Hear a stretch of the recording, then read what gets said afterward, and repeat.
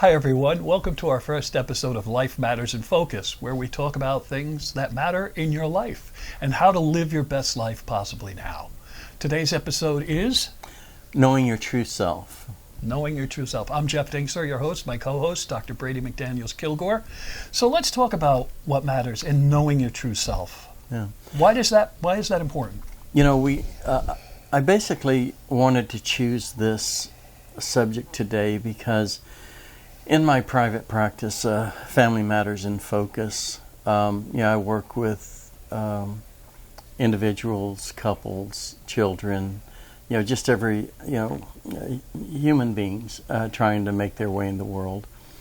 But one of the things that I found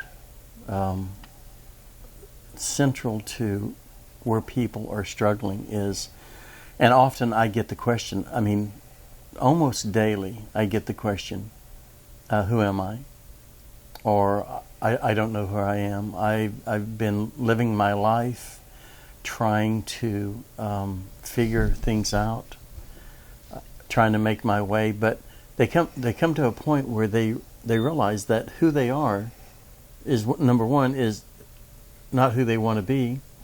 They've been shaped and molded by other people, other relationships, and there's a lot of confusion. It causes stress, anxiety, and people are then making choices in their life out of just pure emotion or fear.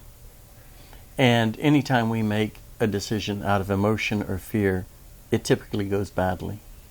And so that's why I thought that this would be really a good subject matter to bring to people, to help them to explore and to think about what categories might they be thinking in if they've come to a place and thinking, I'm confused, I don't know where I'm going, I don't know who I am, so to speak, or I don't like who I am, or another way to say it, the type of person I am is not the type of person I want to be. So that's why I've chosen this subject matter to begin. Life Matters in Focus. And I think that's a great point, because I think the vast majority of people can relate to that at some point in their life, wondering who they are. I know when I was younger, I had no clue. Went through a couple of failed marriages because I was always trying to become the person I thought they wanted me to be. Correct. So I had no idea. Right. I had no idea. It wasn't through speaking with someone like yourself and really gaining that self-identity. Yes. And figuring out who I was without a doubt, and that security of knowing that this is who I am and why that's important. Correct. Because if we don't know who we are, so I can clarify a little bit, not knowing who I am, in other words, if I were to ask you, Jeff, what type of man do you want to be? Or for a woman, what type of woman do you want to be? Those aren't categories that we're typically brought up to think about. Especially today with all the gender dysfunction. Right. Men are not being taught to be men. Right. Especially. Women, I guess, are still, but in the traditional sense of women, they're being de-womanized as well as men are being demenized, I guess, for lack of a better term. Yeah. Well, I think that's a good point. With as much confusion that there is in our culture, with terms of thinking about gender identity or even self-identity, it goes back to that, who am I? Mm-hmm. And we look back behind us and we see the footprints in the sand. That tells us, where we've come from. But most people don't realize that they have the power, that they are empowered to write their new narrative, to be the type of man or woman that they want to be, the type of person that they want to be. The power of the pen to write a new narrative is in their hand. Yeah. And so that's why, to me, this is so powerful, and probably the best place to begin in our series, because we're going to be really thinking through some categories that we're just not typically taught when we're younger. mean, the thing about life is that we're born, we're thrust into relationship, and then we see relationships modeled, taught, by our parents. Sometimes we don't have parents, much like myself. That I didn't grow up with a set of parents, in the traditional sense. And well, what was the biggest hurdle in that regard? Well, I mean, I'm sure there were a lot, but Yeah. what do you think was the one? Well, when we talk about asking what type of person that we want to be, we build both, have positive core beliefs about ourselves, and we develop negative core beliefs about ourselves. Very much so. And then we'll be talking about both of those and looking how they're integrated into our life and how we have the power to shift and change those. Mm-hmm. But for me, just to kind of give a background and help others kind of understand where I've come from, is that, my mother actually gave me over to a family when I was about 3 years old, somewhere in that time frame.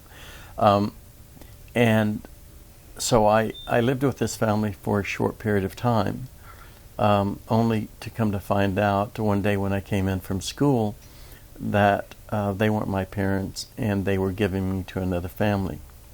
Boy. Now you can imagine the impact and the trauma that happened at that time. Sure.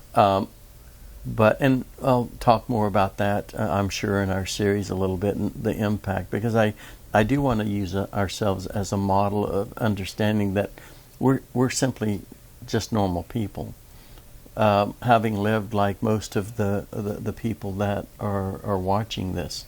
No superpowers, no special, No. no Superman. I wanted X-ray vision.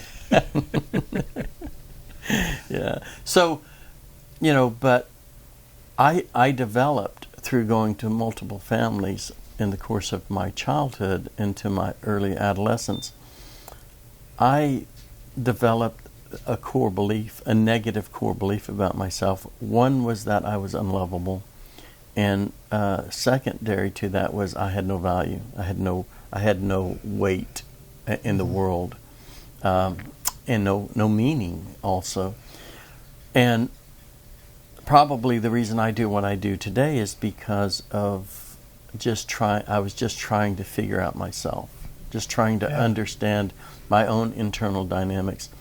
Literally I was an emotional train wreck. I had no, my emotional intelligence was affected by, the trauma in my life. But when I got to middle adolescence, this core belief that was really strong in me, that I was unlovable and had no value, was just reinforced through the families that gave me over to another family. Yeah. So when I landed in my teens, kind of more to a more permanent family, that I was with them for a few years, every part of this negative core belief seeped into every area of my life, every relationship in my life. How did that manifest itself? Well, on a personal level, like girlfriends that I had in high school, we call them girlfriends. They were just like, puppy love type things. But I would always leave the relationship. I would always back out of the relationship, even if the relationship was going well, because I could not tolerate the idea that someone would reject me. So if I left the relationship first, that would mean that I would not be impacted by that. Right. You would have, that like feeling, preemptive strike almost. If I'm not going to be left, I'm going to leave. Right. And later on, in my later teens, I did the same thing. It was much more serious because, I actually got involved with this young lady that it was a train wreck. I mean, I couldn't sustain a relationship. I couldn't sustain, emotional relationship. So that's how that kind of seeped in. And what I did is, when I got into my own therapy and started doing the work that I'm doing now, but on the other side of training, development, school, and all of that, I began to see these patterns. And I actually had to deconstruct that negative core belief. And we won't get in that today in this Right. episode, but we'll be talking about that. That literally, it was a negative core belief that looked formidable. You know, it's like I call them paper tigers. Well, they, you know, at the time when you're going through that, it can almost seem insurmountable. Sure. And what we're talking about now is hindsight, 2020. Right. When you're in it, the confusion that is there, the pain that's there. It's very real. Sure, the anxiety and stress about. But I also was conditioned for other people to tell me who I was. Right? Yes. So I'm well familiar with that. So I was conditioned for people to, define me. Well, that's a great place to stop for today. Thank you so much for joining us at Life Matters in Focus. I'm Jeff Dingsor, and this is Dr. Brady McDaniels-Kilgore. It's great being with you today. Thank you. We'll see you soon.